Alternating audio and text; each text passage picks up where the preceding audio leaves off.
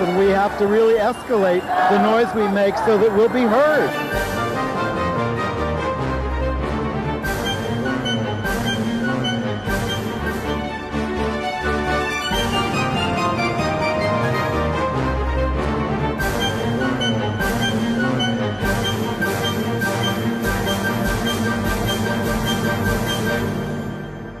Welcome to Gay USA. I'm Andy Hum. I'm Ann Northrup. And we start with some good news from Latin America, where good news. An international court has ordered Costa Rica to open marriage to gay couples and protect transgender rights, and it's a ruling that affects 19 other countries. Stunning. In the Caribbean and South America and Central America, we'll talk to you about the details. The U.S. Supreme Court has refused to hear a couple of challenges to Mississippi's anti-LGBT law, but it's basically a technical decision. We'll explain. President Trump's nomination of anti-LGBT activist Howard Nielsen for the U.S. District Court in Utah is being vigorously opposed. To what end, we'll see. There is progress in Broward County in Florida. And in Connecticut, where Andrew McDonald will be the first out gay state chief justice. And our old pal and sometimes substitute co-host of Gay USA, Corey Johnson, has been elected Speaker of the New York City Council, the second most powerful political post in New York City. Being co-host here is a stepping stone. What a stepping stone. Who knows what's next for us? All right, some really horrible news. Lesbian Carice Lewis was murdered in D.C., and trans woman Krista Leigh Steele Nudslian in Massachusetts. Yeah, I would say Krista Lee Steele Nudslian. And we also mourn the loss of longtime Chicago activist, lesbian activist, Jackie Anderson. And here's what I think is a first. A New Jersey teacher won a settlement for anti-gay harassment by his students. And the administration and everybody else at the school. Now, first of all, let's be a little cautious about what we say. The president wants to step up the libel laws, and he thinks you shouldn't be able to lie and get away with it. How did you become president? Well, how is he going to survive every day in office if he's not allowed to lie? But he's said this many times before. And should we wish Jared Kushner a happy birthday? And says he turned 12 this week. Yeah, maybe. That's an insult to 12-year-olds. But we really have good news from Latin America. Yes. So there's something called the Inter-American Court of Human Rights, and they ordered Costa Rica to extend all rights to same-sex couples, including marriage, and some transgender rights as well, like easier name changes and things of that nature. This is their interpretation of the American Convention on Human Rights. It's like the U.S. Supreme Court interpreting the United States Constitution and its guarantees of equal protection and due process and all of that. So the Inter-American Court of Human Rights has said that the American Convention on Human Rights, and let's remember that in most of the world, America does not just mean the United States. Yes. It means the United States and Central America and South America. So this court has said that these guarantees in this document apply to marriage equality and broader rights for same-sex couples. This was a celebration in Costa Rica after the court decision. The Costa Rican government has announced that it will comply with the order, so same-sex marriage will be available in Costa Rica immediately, I guess. And this applies to 19 other countries, some of which have already done same-sex marriage, like Argentina, Brazil, Colombia, and parts of Mexico and all of Uruguay. But it also applies to Barbados, Chile, Ecuador, El Salvador, Guatemala, Haiti, Honduras, Nicaragua, Panama, Paraguay, Peru, the Dominican Republic, Suriname, and I think that's it. There are 3 other places that don't have to accept it: Dominica, Grenada, and Jamaica, and are unlikely to. Yes. So well, and the idea that some of the countries that do acknowledge the authority of this court and that convention seem mind-blowing to, same-sex marriage in Haiti and let's see the rest of the list up here. Paraguay, Peru is suddenly going to have same-sex marriage in the Dominican Republic, Panama, Nicaragua is suddenly going to have same-sex marriage. When South Africa wrote Honduras, when South Africa wrote LGBT rights into its constitution when it started out as a country without apartheid, there was a lot of. You certainly wouldn't have called it the most pro-gay place in the world. Heavens no. But they did it, and because of that, they did same-sex marriage, and they have it. It's also true that there are states in the United States when the Supreme Court mandated marriage equality for all that were not eager to jump on the bandwagon. And are still not. Still fighting it in various ways. And I need to remind you out there, our work is not done on same-sex marriage in America because we could get a court that says, oh, if the states want to define marriage the way they do, that's fine. That could happen with a Trump court. So we need to get rid of all these constitutional amendments and laws that say same-sex marriage is illegal.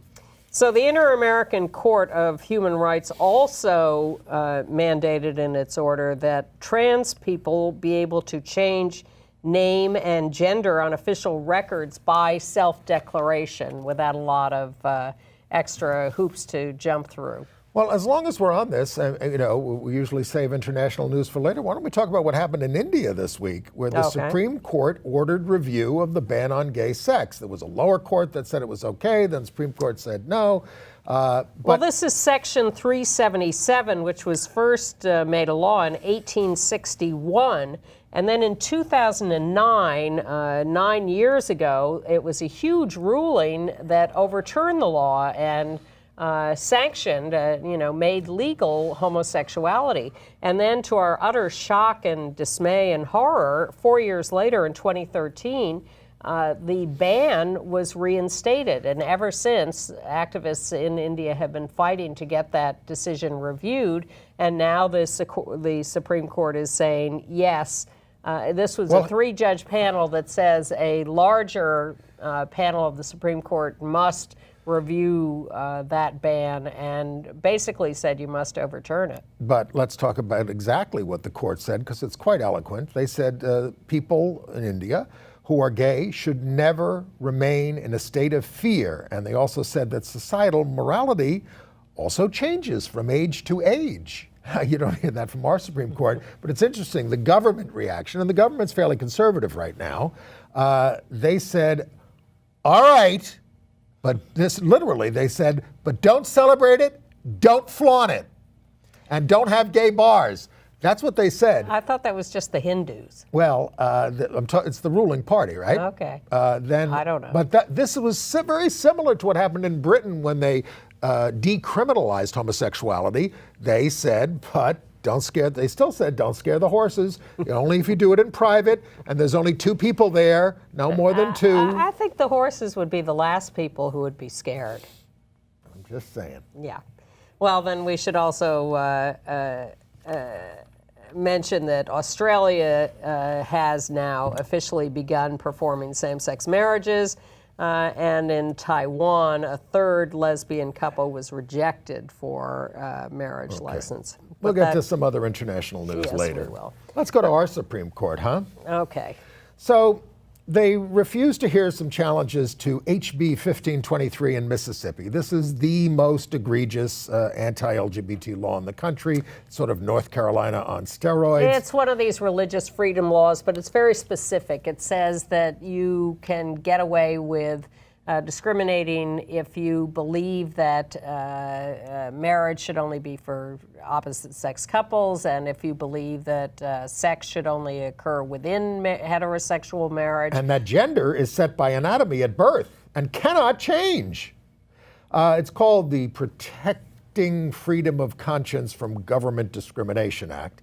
So first, when this was first passed, and we all threw up our hands in horror, we succeeded in getting an injunction against this law, and it didn't go into effect for a while. Judge Carlton Reeves down there, a federal judge. Very good. And then eventually last year, the right wing succeeded in getting rid of those injunctions and getting the law put into effect. So again, we went after it and challenged it. But what the Supreme Court has said now is these latest challenges don't have standing because they don't represent people who've actually been harmed yet by the law. Now, we would argue that the mere existence of the law harms people, intimidates them. This was the problem with the sodomy laws. We would say, yeah, they're rarely enforced, where they actually arrest somebody for two people for having sex with each other, especially in the privacy of their own homes, although it did happen, finally, and that's how we got the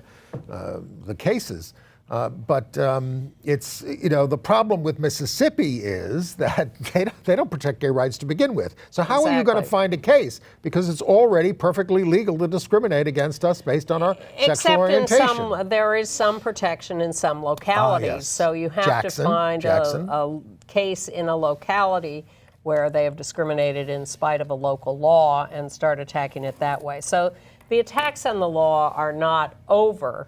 But challenges, people freaked out a little at this Supreme Court rejection of review of the law, but it really was a kind of technical rejection. It wasn't based on the content of the law. It was based on their assertion that there had been no actual acts of discrimination. And the Supreme Court is a big stickler for standing, is what they call it. Now, this is, of course, the state of Governor Phil Bryant, who's extremely anti-gay and has a gay son. They don't want to act speculatively.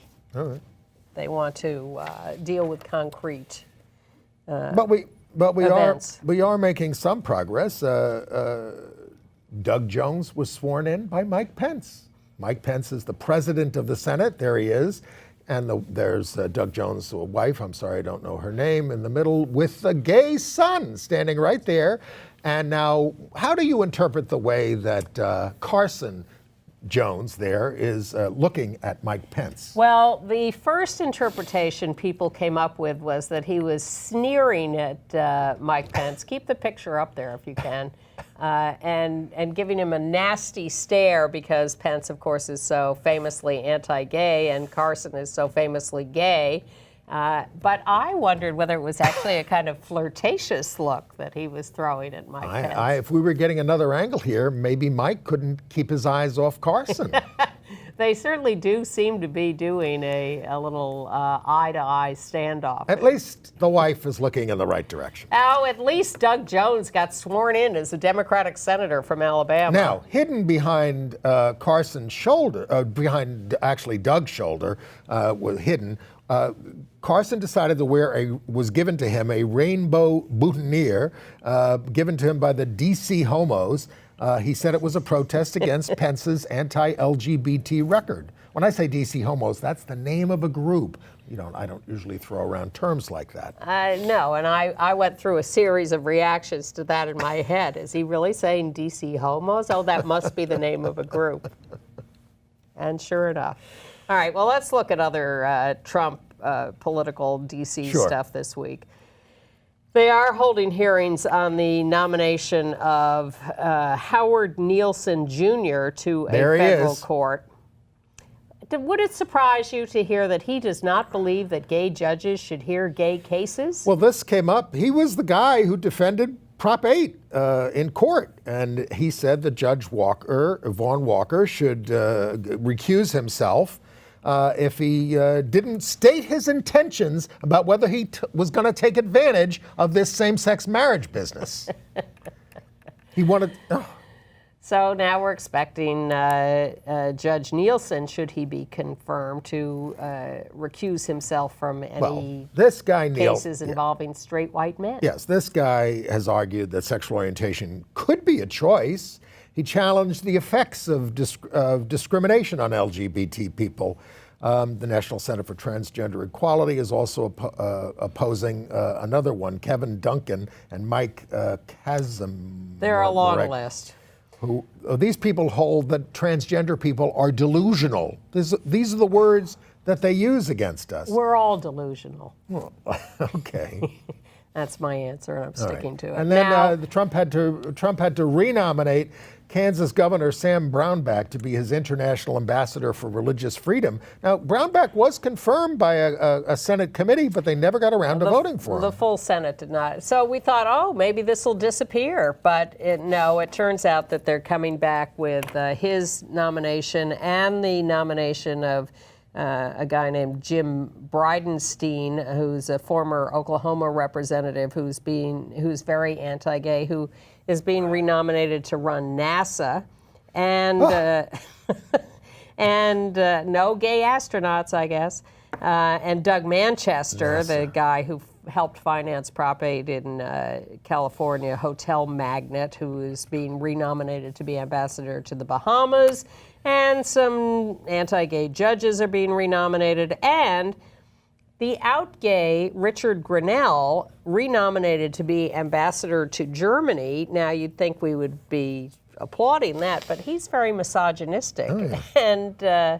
And, Germany has a female leader. Yes, they do. So we're not looking forward to his service. And then in this past week, the Attorney General of the United States, Jeff Sessions, went after the marijuana availability in this country. 29 states have some form of legality, but he wants to pull that back. And I was very impressed with Senator Cory Gardner, a Republican from Colorado, who said, you do this, and I'm going to hold up all nominations to the Justice Department until you stop it. But Sessions is obsessed with marijuana.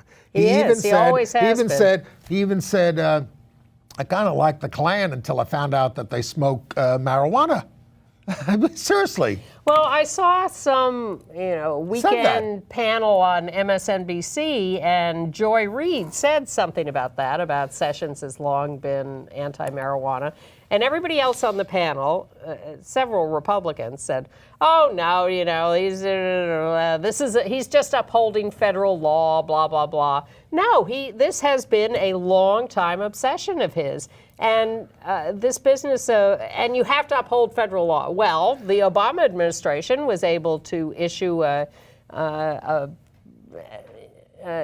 guideline that said, really go slow on enforcing the federal part of this, because the states want their own control over these marijuana laws. And Colorado made $500 million in taxes on it last year. Well, isn't it always about now, his there is a Kennedy who is supporting Sessions on this. Patrick, the former congressman who was a big substance abuser and is praising Sessions for going after pot. I think all of this is a potential problem in terms of substance abuse. But if you're going to have alcohol be legal, to start screaming about marijuana legalization, I think, is hypocritical. Now, I need Ann's judgment on this. Have we finally gotten rid of Steve Bannon? Oh, I thought you were going to ask me about Oprah. Oh, we'll talk about that. No, we haven't gotten rid of Steve Bannon, but the real issue is, can he get someone to finance his desire to support far-right candidates in the 2018 elections? Well, Mike Signorilli is celebrating Bannon being gone because he will no longer have to use the same chair and studio that Steve Bannon was using at Sirius Radio, and a bunch of the other hosts there as well. No longer have to bring out the disinfectant when they come in. Well, I can... Because he looks like Pigpen. I can appreciate that. But look, I'm not sure he's gone forever, and I do think Trump could resurrect him, but I don't think it matters, because Trump is still going to ruin this country with all the things he's doing, whether Steve Bannon's in the picture or not. We don't know if we're going to survive it, although the right wing was upset with him because he made mild noises about moderating some of his positions on immigration this week. Then he came out the next day and said, I'm back to the hard line. He does what he's told when he watches Fox News. Yeah. That's where he gets all of his ideas. All right. Excuse me. Okay. All right. Well, a few more political notes. Yes. Corey Johnson, our old pal here, who has co-hosted Gay USA. And says he wants to come back. Because he doesn't have enough to do. So we'd like to have him. Now, he's out gay, he's out HIV positive, and let me tell you, folks, he loves his mother. And he said so. That was his tagline in his speech accepting it. Now, he also came out for Oprah as president. Well, when he was asked about it on a radio show. He first became president as captain of his high school football team in Massachusetts. Yes. And he came out and he ended up in People magazine. Now he's 35 and he's the Speaker of the New York City Council, which is a pretty fast climb. One of the things they asked him about him in one of his first interviews, and we'll have him in to talk about some of this stuff, but the City Council of New York has 51 members and they're down to 11 women. And he said he would get behind a campaign to boost that to at least 21 in the next election. Yep.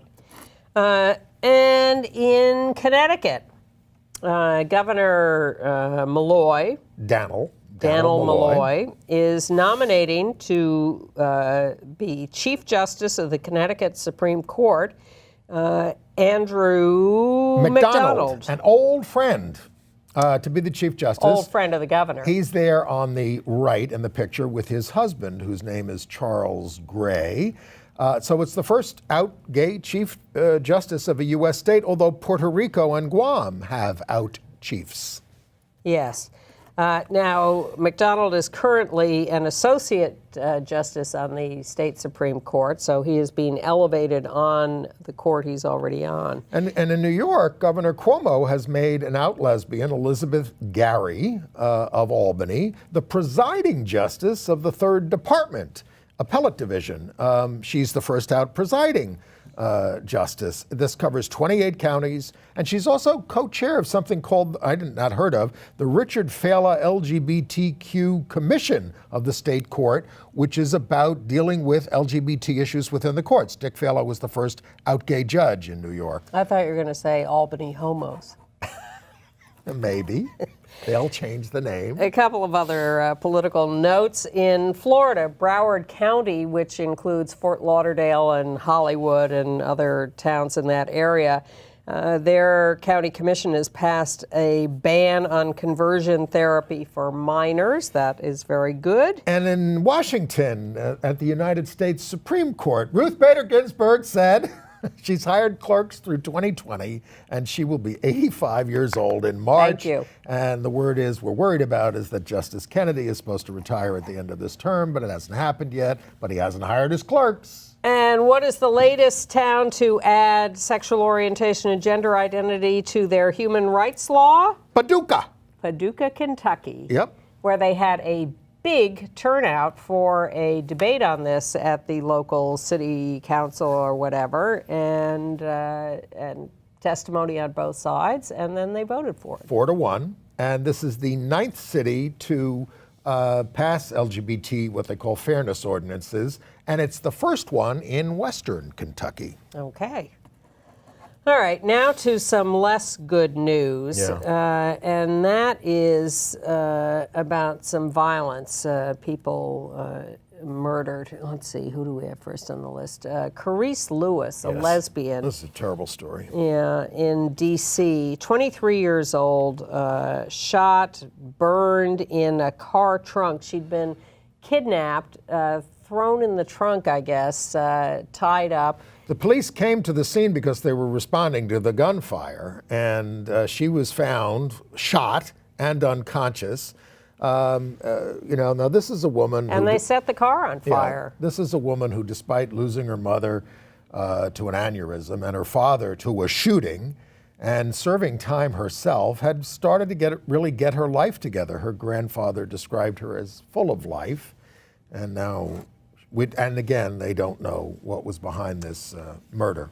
And we have the first trans woman murdered in 2018, Krista Lee Steele Nudzlian, North Adams, Mass. That's a terrible story. She is there on the left. This is her wedding picture with her husband.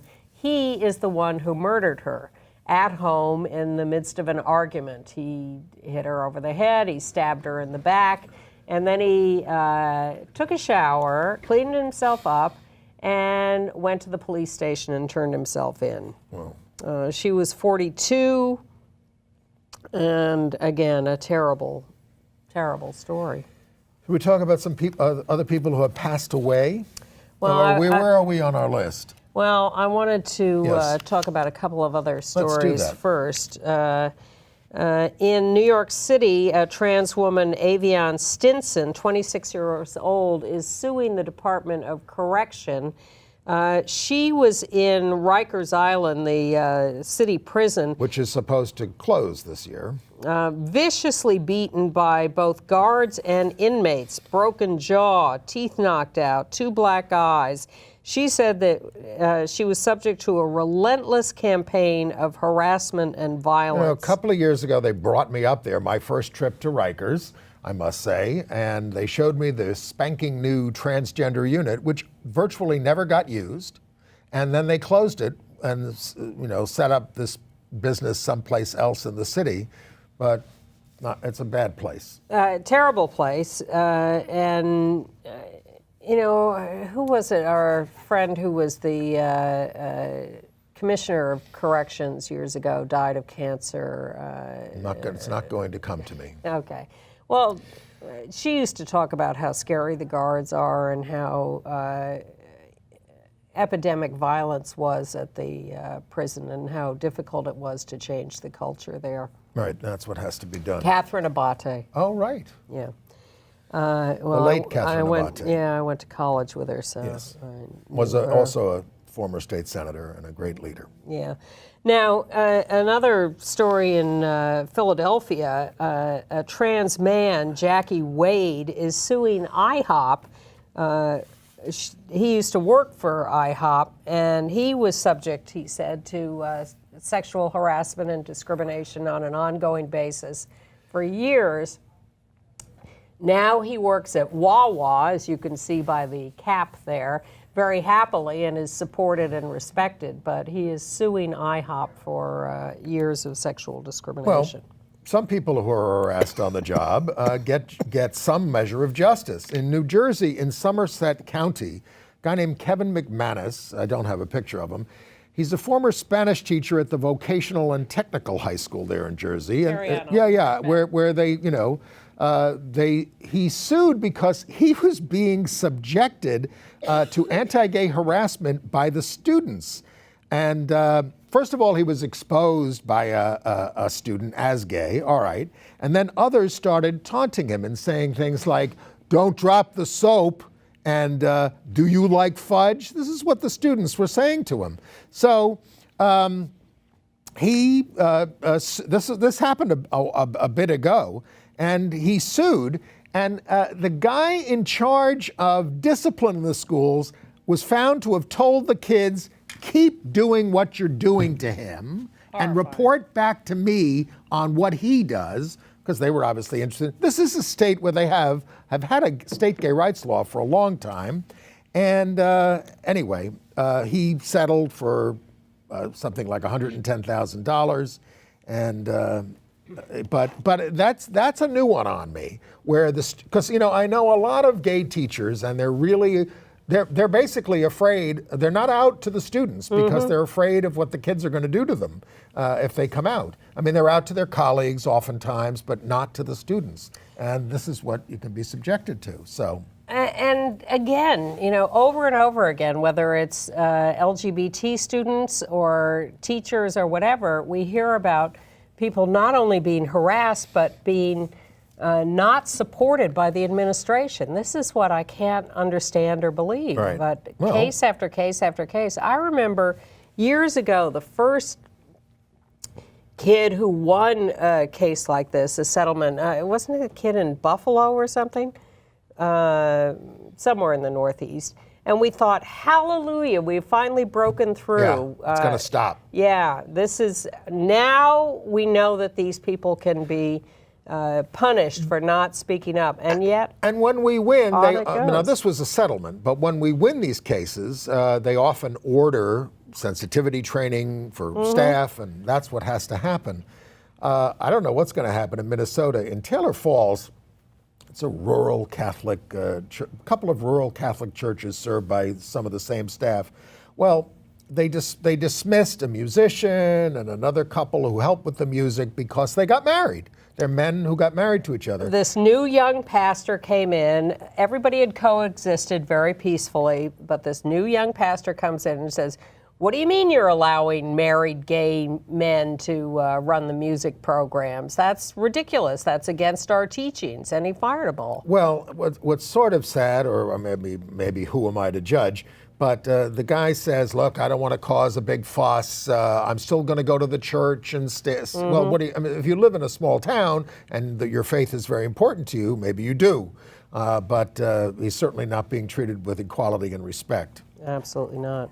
And in Reno, Nevada, a man in a ski mask came to the local LGBT-friendly center called Our Center in Reno and yelled, "Get down," and threw 3 rocks through the windows. Wow. And you can see the windows are completely destroyed. A vicious attack. This is not the first attack like this we've heard of. Hey, we've told you about Kim Davis over the years and that she's up for re-election. This is the Kentucky clerk who denied marriage licenses to folks, made a big federal case out of it. She now has 4 opponents, so the vote is getting split against her, including an out gay guy named David Ermond, who was refused a marriage license by her and treated very, very shabbily. In the state of Washington, they will allow X gender markers on birth certificates for those who do not want to declare a binary gender. In Orlando, a development in the Pulse massacre case, there's new evidence that says the wife of the shooter was aware of his plans months beforehand. I knew he was going to do it. Well, this is a report. They've now released this statement from Omar Mateen's wife 18 months after the shooting. They got that statement from her the day after the shooting.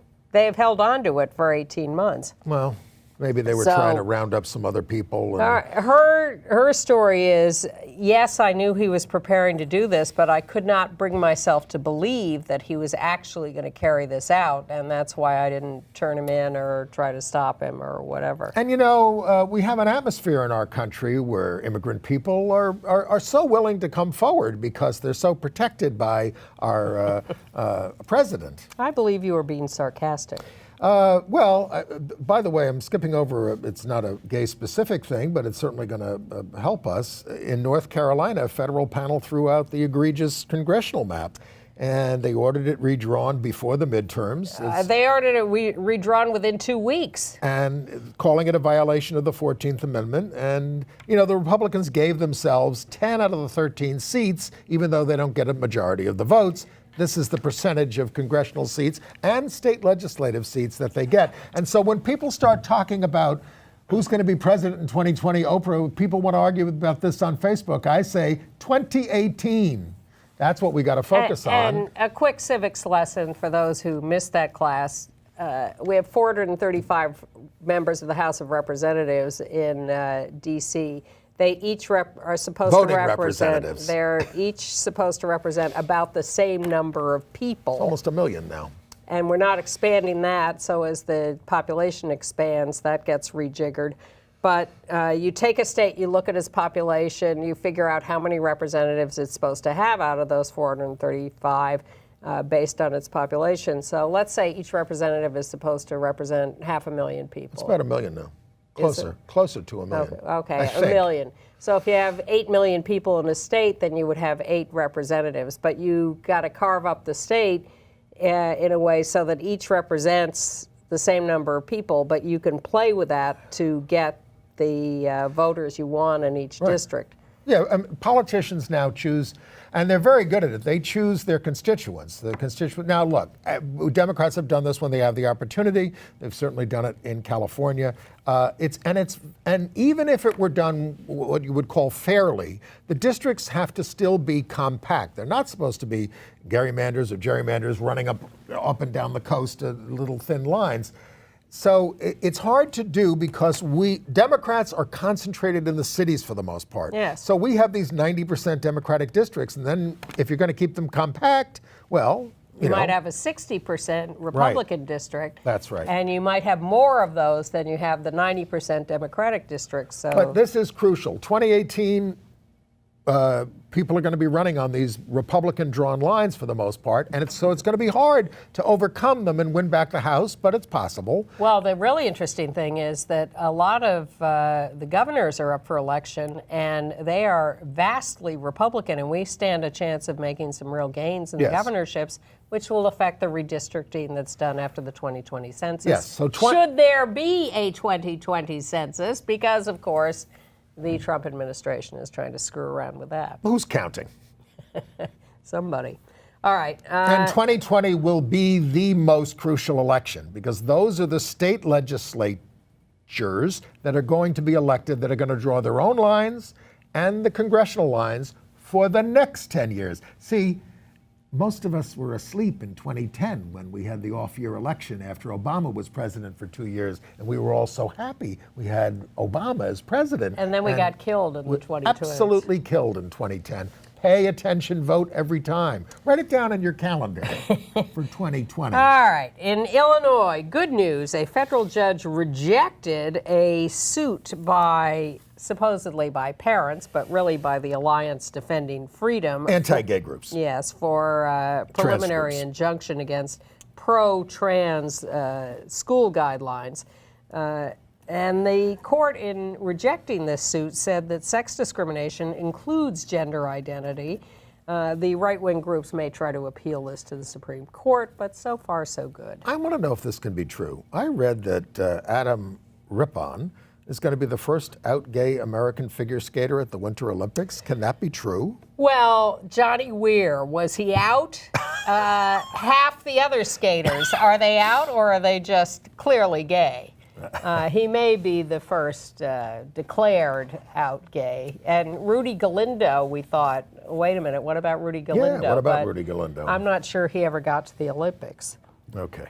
What did I wanted to do? The Lancaster Mennonites in Pennsylvania, Ohio, and New York are seceding from the Mennonite Church of the USA because they say it's too LGBT friendly. This is a 78,000 member denomination in the United States, and the Lancaster conference is the largest part of it. But they don't like this gay stuff. They voted to secede a couple of years ago, but it became effective January 1st. So they are out of the Mennonite Church. I knew some Mennonites in Charlottesville, Virginia, and the guy was constantly in court trying to keep his kids out of school. And this was before a lot of homeschooling was going on. You had to go to school. And he said, they learn dirty things there. Can't argue with that. In Michigan, there is new leadership taking over the land where the Michigan Women's Music Fest was held for many, many years.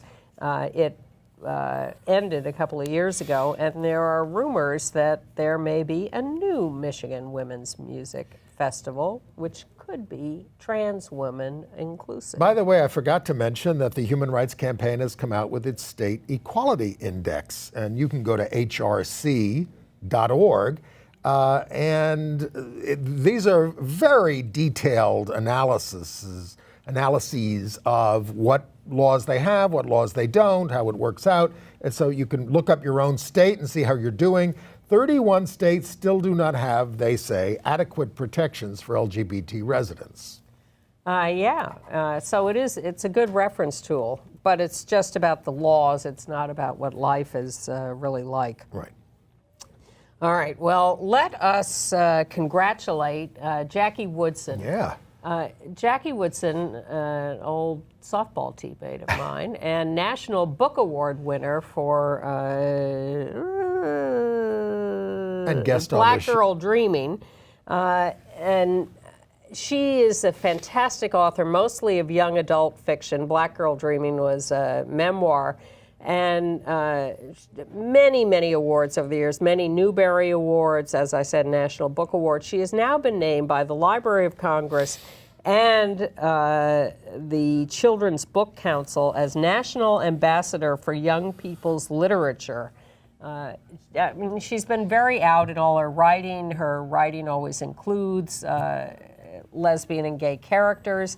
And she's just a wonderful writer, and she is now going to travel the country for the next 2 years talking to kids all over, and it just is a fantastic example for people. Well, let's talk about another Jackie who we lost this week. Yeah. Jackie Anderson, a big Chicago lesbian activist, 75 years old, black lesbian advocate, and she's also had been a professor at Olive Harvey College in Chicago. She helped launch the Lesbian Community Cancer Project Clinic. She was a leader of something called Yahimba conferences for African American lesbians.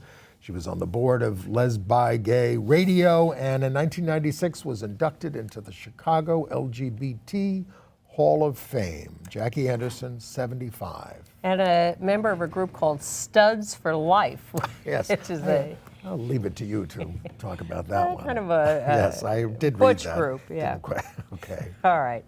Are we ready to move Well, on? we also lost Audrey Gallagher this week. Yes. Audrey was, we have a picture of her with her son, Councilmember Danny Drum, out gay council member. Here in New York. She was a founder of PFLAG, Queens County, New York in 1993, and she really was the heart of the LGBT movement in Queens. She died of a heart attack at age 86. She and Danny had just had dinner that night. And she was ubiquitous at LGBT events all over the city. And she knocked on 1,500 doors to get her son elected when he first ran. She was also a devout Catholic, and I have to say the priest at the service, which we went to, gave recognition to her union activism. She was a teacher activist, paraprofessional, but not to her contributions to gay causes. Well, he said that she had been an activist for those who needed help, without getting specic about who We don't that need was. help. We need our rights. But I loved her. Yeah. Yeah. And loved Danny, and Of course. we're sorry for his loss. Deepest condolences. Yeah. All right, back to international news. A couple of other things. Yes. In China, a court in Beijing has agreed to hear a gay man's challenge to a rule banning gay images on the internet. This is considered quite a breakthrough. No guarantees of what the court will decide, but the fact that they're even hearing the case is exciting. In Saudi Arabia, they've arrested several men for appearing in what police call a gay wedding scene, including one in a bridal veil. Yeah. A veil. Yeah. There are no laws against sexual orientation or gender identity per se, but they go after people suspected of extramarital relations, homosexuality, or other immoral acts, as they call them, which is very convenient for them. And they're quite cruel to them. They arrested 35 Pakistanis back in February, some trans women, and they are one of them in custody died in detention bearing signs of torture. This is the way they treat people. One of our greatest allies in the Middle East, according to the president, or according to almost any president. It's not just Trump. Yeah. AIDS news, new report. Not a lot of people on Truvada's PrEP. We've been hearing that all along, particularly communities of color, most at risk. And there's a big campaign to get the price down because the generic has been approved for Truvada, but it's not going to be online for a couple of years. So they're fighting with Gilead to lower the price. And the Trump nominee to run the Health and Human Services Department after the departure of what's his name, who was taking private planes all over the place, Price. Is a pharmaceutical company executive, so we're not expecting much help from that quarter. And we're all going to die of the flu. Anne doesn't have the flu. But she has another cold. Yes, but we're all going to die of the flu. They really are worried. Treatment Action Group has put up on its website something called the Plan to End the HIV/AIDS Epidemic, which they're touting as a real shift, that before people talked about incrementalism and doing a little here and a little there, but that they say the goal has shifted and people are really into now ending the epidemic by more aggressively testing and treating and prevention with Truvada and things like that. So this is a real step-by-step analysis and diagram of how to end the AIDS epidemic. And if you go to treatmentactiongroup.org, you can see the plan to end the HIV/AIDS epidemic. And if we're successful, we're going to fight the flu. Okay, I'm in favor of that. Okay. All right, entertainment news. Yes. Well, we had the Golden Globes this week with Oprah's famous speech, which was praised by Ivanka Trump as great. Who was described as clueless for president. Seem to understand the All right, reference should we to take her a minute father. to discuss Oprah? No, I want to hear what you have to say. Sure. Well, it's an appealing thought. Oprah is a smart person. What strikes me about the idea of Oprah as president is, yes, it fulfills what seems to be a shift in the country away from traditional politicians. Well, we started that with Ronald Reagan. I mean, Yes, we did. Big actor. Yes, even Jimmy Carter was considered an outlier when he was nominated and elected. But at least he was a governor. Yes, he was, but he was not part of the old boys team. All right, anybody can be president. Yeah. We'll just take that as a given. And there may be a radical shift to stars and celebrities being Well, presidents. any politician who's going to succeed usually has to distinguish themselves with something big that they're known for and famous for. It's not just a matter of doing a good job in your job. Right, but there seems to be a real revulsion by the American people against traditional politicians because they're perceived as not getting anything done and being liars. That's true. Yeah, I have no argument with that. So on that basis, I'm not against Oprah as an idea. And what I do think Oprah would bring to the job is optimism and aggressive action. And I suspect that she could bring more bipartisan work to the forefront. That would be a miracle. Well, it would be a miracle, but I think I can see her bringing people into the room. Now, on the other hand, You can get them in the room. people I know who worked for the Oprah show found it a little oppressive atmosphere. Oh. It was a tough place to work, and whether just because there were high standards of perfectionism or Well, I wouldn't mind a president with high standards again. Yeah, that'd be nice. But I understand the appeal. I keep saying that we should focus on 2018, which is we have a big election this year. Big. I'd like to see Oprah go entire out and House. campaign for some people Yes. in 2018. Well, that would show. Let's see her flex her muscles a little. My prediction is that it's somebody we're not talking about or thinking about right now. Well, A fresh face. That wouldn't be surprising. So she was at the Golden Globes, and we saw. We certainly loved her speech. We did. Absolutely we did love excellent it. It was an speech. terrific speech. Yeah. And we loved the fact that Emma Stone brought Billie Jean King with her. Now, of course, everybody was wearing black. It looked like a funeral, but a funeral for sexual harassment, which is a good thing. I saw them interviewed on the red carpet, and Billie Jean was terrific, wonderfully Yes. articulate about As she is. fighting sexual harassment and promoting feminist causes. She was just spot on, as they say, and really admirable. And of course, the big winner was 3 billboards outside Ebbing, Missouri, and I saw it this week, and it does have great acting, and it's typically Martin McDonagh, very darkly funny, but it's basically a rather evil vigilante drama where that is sort of held up as the way to handle things. And it's going to have a lot of appeal, I think, to talk about both sides of the spectrum. It's hard for me to imagine that people are going to go see a movie called 3 Billboards Outside Ebbing, Missouri. There's also several mentions, I won't tip it all, of homophobia. They use the term a couple of times in the movie. Well, it was interesting that Call Me By Your Name got locked out completely at the Golden Globes, as well as The Post, which you liked so much. Yes, I did. So whether this will be a harbinger for anything, who knows.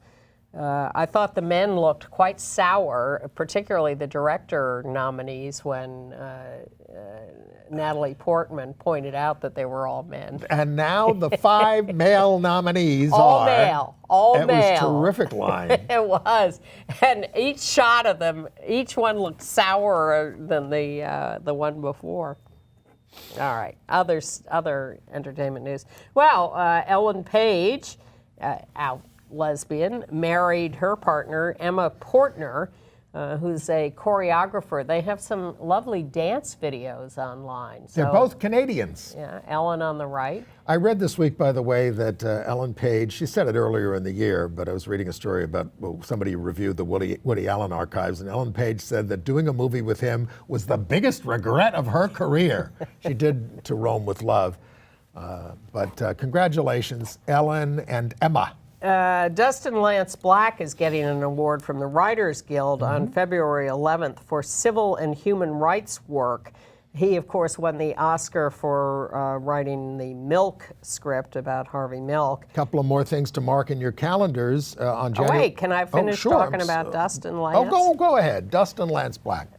He's now working on a Bayard Rustin movie for HBO. That's a tricky one. I knew Bayard, who was a great civil rights leader, who organized the March on Washington in 1963, among other things. Great pacifist. Later fell in with a bad crowd.